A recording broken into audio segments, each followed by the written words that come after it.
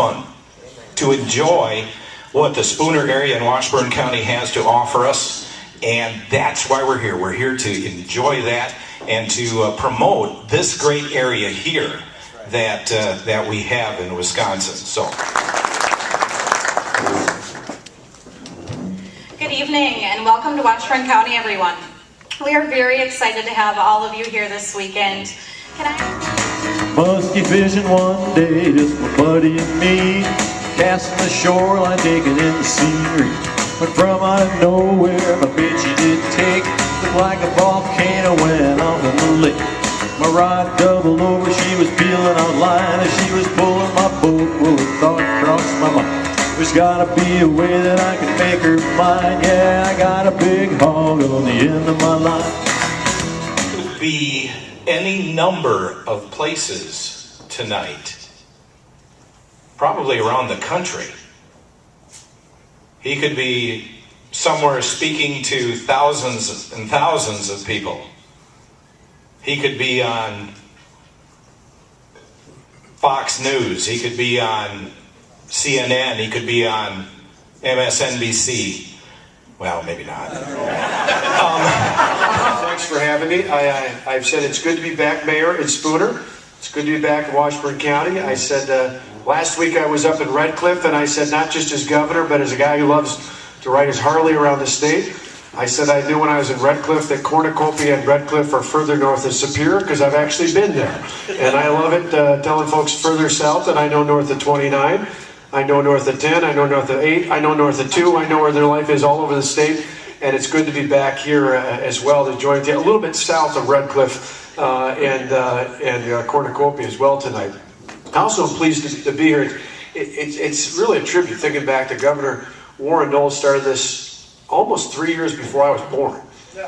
In fact, Jake, you'll appreciate this. It'd be easy for people to remember the year I was born, because I was born the same time Leinenkugel started, just 100 years after. 1867, 1967. I'm drinking as much to play catch up for the 100 years I missed out on. So I'll drink as much Honeywise and summer shade as I get my hands on. But a couple years ago, actually, Dick Leinenkugel was thinking about running for office, and somebody asked me, said, "You're a friend with Dick, are you going to endorse him for the Senate if he was going to run?" I said, well, very, very carefully, very strategically, I said, well, the only Leinenkugel I'll be endorsing is a cold Honeyweiss when I get home tonight. So, but it's great to be here. It's good to be back for this again. And you know, it's interesting. You might wonder, well, why am I wearing a Packers windbreaker? And I'll comment on it in a second, because I spent a little time touring the state today talking about tourism. But a number of people were taking pictures. Were telling me about having teams that they like that are a little bit different than our beloved Green Bay Packers. So I thought it reminded me of a couple of stories I'd heard. In fact, a week ago I was down in New Richmond, and I met a guy in his 90s, well into his 90s, who told me he was a Vikings fan. I said, well, you know, let's figure it's close to the St. Croix. That's not uncommon. A couple of you told me tonight you're Vikings fans as well. But this guy was extra special. He's well into his 90s, and he said he was setting up, you know, he lived a good long life. He was setting up his plans for when he died and what his family should do. And he said he had one last request, and that it was the Minnesota Vikings football team, excuse me, were able to get the pallbearers for his funeral. And I said, well, you know, that's a pretty amazing request. Why is that? And he said, well, I want the Vikings to let me down one last time.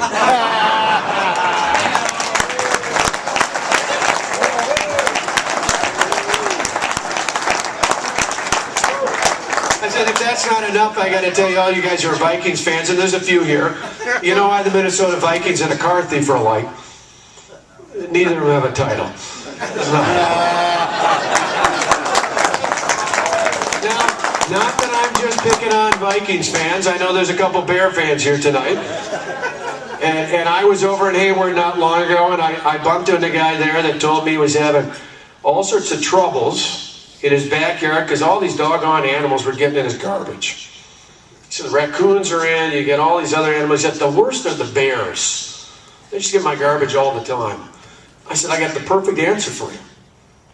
Put up 2 field goal posts and they won't get anywhere close to your backyard.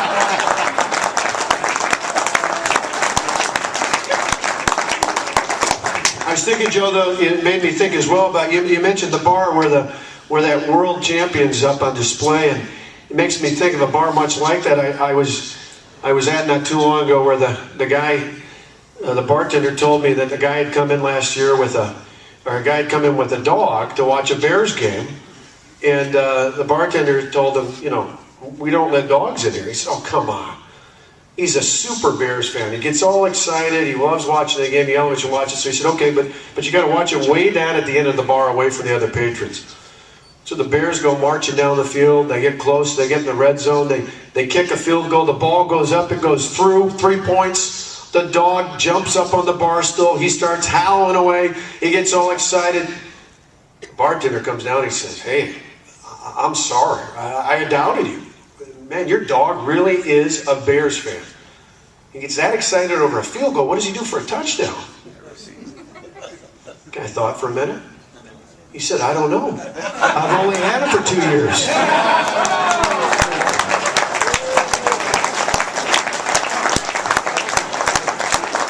Okay, enough picking on the Central. I said the last joke I had just doesn't work anymore. And I used to pick on the Lions until last year they started winning games. I said, before last year I used to ask, why don't the Detroit Lions have a website? It's because they can't put 3 W's in a row. But that joke's gone completely out the door, so I can't do that one anymore. But enough of my stick. I'll be back on Thursday night at 7 over the so feel free to have me come back. But I got to tell you, the reason we came by, I came out dressed like this tonight. I started out early this morning. I was in Wauwatosa where my boys still live and go to school, and I'm there as often as I can with Tonette and I. And my parents moved in, so I sent the boys off to school. And I got a junior and senior in high school. Went down to Oak Creek to break ground for a new transportation project, putting people to work. Then went up to Sheboygan, had some brats, which was tough duty, eating some brats at midday. And then I went to kick off, this next week is Tourism Week, which is why this fits in beautifully. I'll touch on that one in a second when it comes to anglers here, not only from Wisconsin, but coming to Wisconsin. But we kicked off this next week. Stephanie Kletter, Secretary of Tourism, was with us today, a nice, shy, reserved member of our cabinet who doesn't say a whole lot. But I started out in Green Bay, went to Wausau and Eau Claire before I came up here tonight. So nice short day as usual. And but I figured if I was going to talk about these new tourism numbers and about all the money we invested in tourism to help draw people into the state of Wisconsin, I should talk about the main theme that we have. Because we don't have a new slogan this year. In years past, they've had all these different slogans. We said, heck with slogans. What's the number one reason people come to Wisconsin? It's fun. They come for fun. We don't need to sell them anything. It's fun. We're surrounded by 2 Great Lakes, the greatest river in the U.S., and we got 15,000 lakes. That's 5,000 more than the land of 10,000 lakes, and all of ours have fish in them. Or at least I hope they do tomorrow when I'm out in the lake. But when we started out in Green Bay, and if you haven't heard about it, the mayor last year had them build something called the Zippin' Pippin at Bay Beach. For those of you who are old enough to remember Elvis Presley had a roller coaster called the Zippin' Pippin. And last year, Green Bay's mayor went out and got the rights to rebuild that with new wood from Menards, thankfully. But rebuild that on Bay Beach, which is right on the shores of Green Bay, just along the side of the city. And so, heck, I decided if I'm going to announce new numbers about tourism, I'm going to have some fun. So I went up and down the roller coaster a couple times. It's probably in the nightly news somewhere. That is actually one they'll probably show on MSNBC. But we were there. We were in Wausau. And the Secretary and Deputy Secretary joined us, and just down in Eau Claire, not too far from. I saw many of you last year when we were up in the Chippewa Valley celebrating this great event as well. But for us, we were celebrating the fact that last year to this year, we saw an 8% increase in the impact of tourism on the state's economy. 8% increase.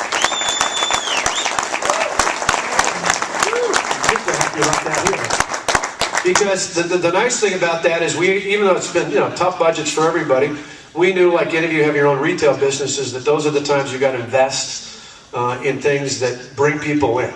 If you bring business into your company or business, same thing's true here in the state of Wisconsin. And so we saw that. That's exciting. Certainly when it comes to opening up the fishing season, that's a key part of it. Because we've seen in the past almost 400,000 non-resident anglers that come in here, besides all of us that go around to different parts of the state, people that come in from outside of our state. They spend almost 4 million hours of time here in the state of Wisconsin, and that equates to more than $250 million worth of sales on retail sales in the state of Wisconsin alone. That's big business. Fishing alone, talking angling, relates to about 30,000 jobs in the state of Wisconsin. That's a big part of our state's economy.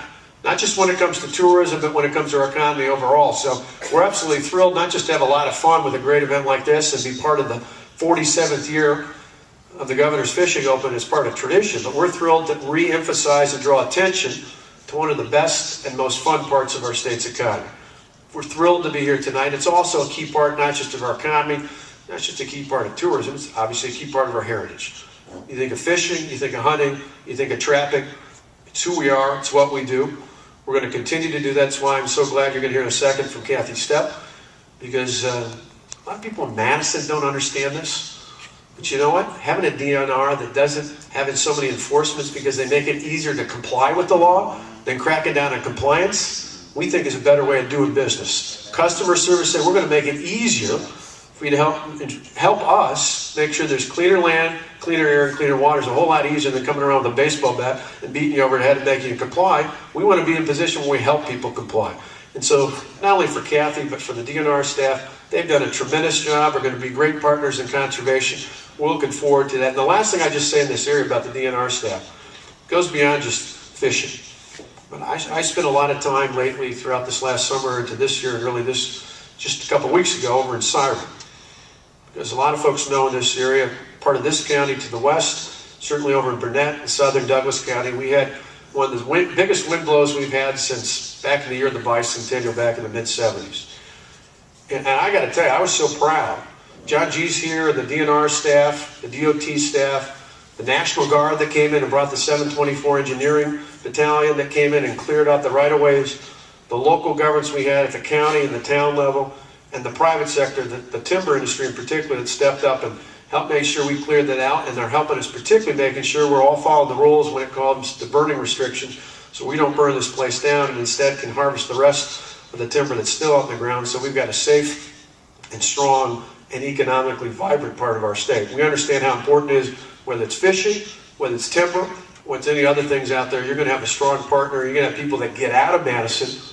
As Governor Dreyfus, I think, said, what was it, about 30 square miles surrounded by reality? That's what Madison is. And we understand if we get out to reality, there's a way to get things done. You make it happen all the time. We're pleased to be back up here. Let's have a great time tomorrow. And you know what? They asked me in Eau Claire, after last year, I said, are you going to be disappointed if you don't get a fish tomorrow? I said, I'm aiming to get one. I've got a good guy that's going to help me get one. But you know what? Even if I don't, any day I'm out in the water is a heck of a lot better than sitting at the Capitol. So good to be with you all.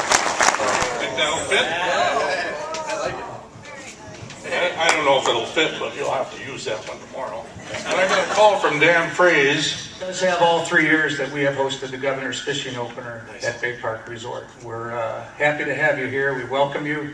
And I also have a hat here for you. And it is a white hat because good guys wear white. Yeah!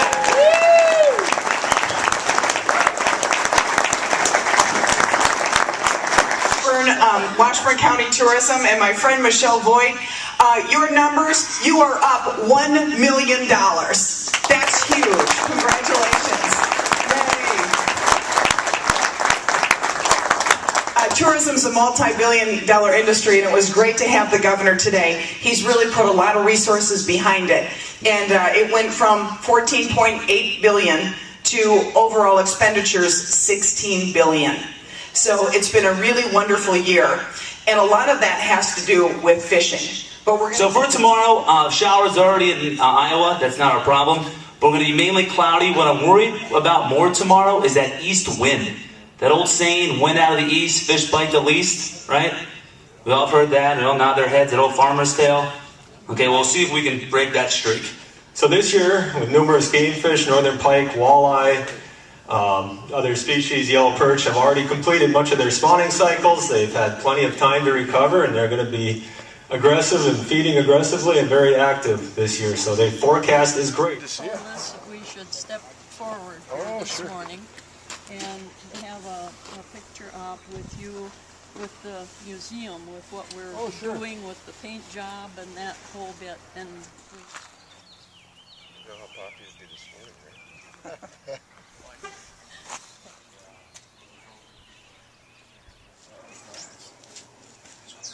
Gonna have breakfast.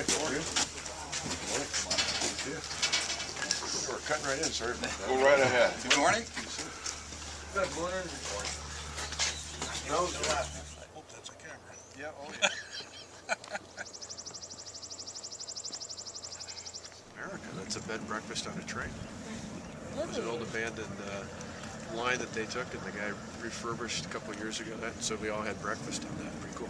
So I've heard that the last few years it's been kind of unlucky for governors on opening day. What's your strategy today? Well, first of all, I should tell you, anytime you're on the water and not in the Capitol, it's a lucky day. So whether I catch a fish or not, secondary to just being out in God's green earth and out on the water. And I always like to point out, you know, we're blessed. We're the only state in the union surrounded by 2 Great Lakes, the greatest river in the country, and we're filled with 15,000 inland lakes. Of course, that's more than the land of 10,000 lakes, and hopefully all of ours have fish in, particularly today.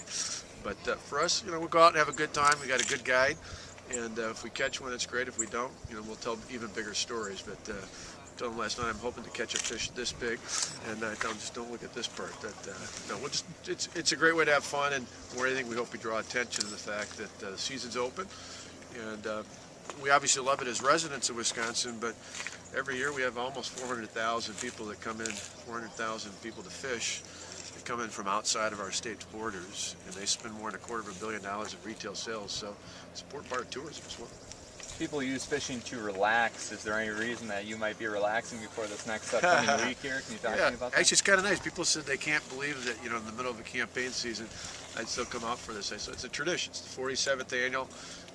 Governor Warren Knowles started it almost 3 years before I was born, and so it's kind of nice to come on out and continue that tradition. But for me, early in the morning, if I catch a fish, it's great. If not, it's kind of nice relaxation, a little respite from all the other campaign that's going on.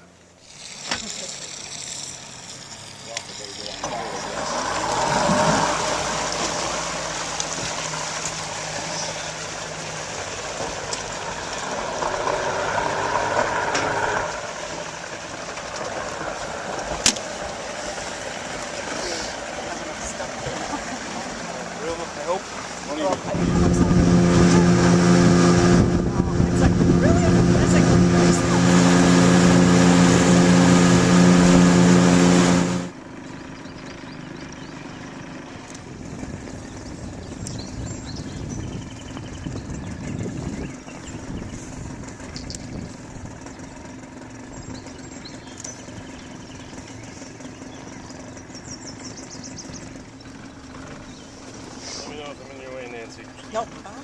I'm over.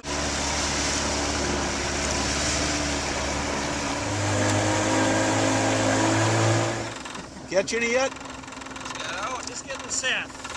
Working on the important stuff.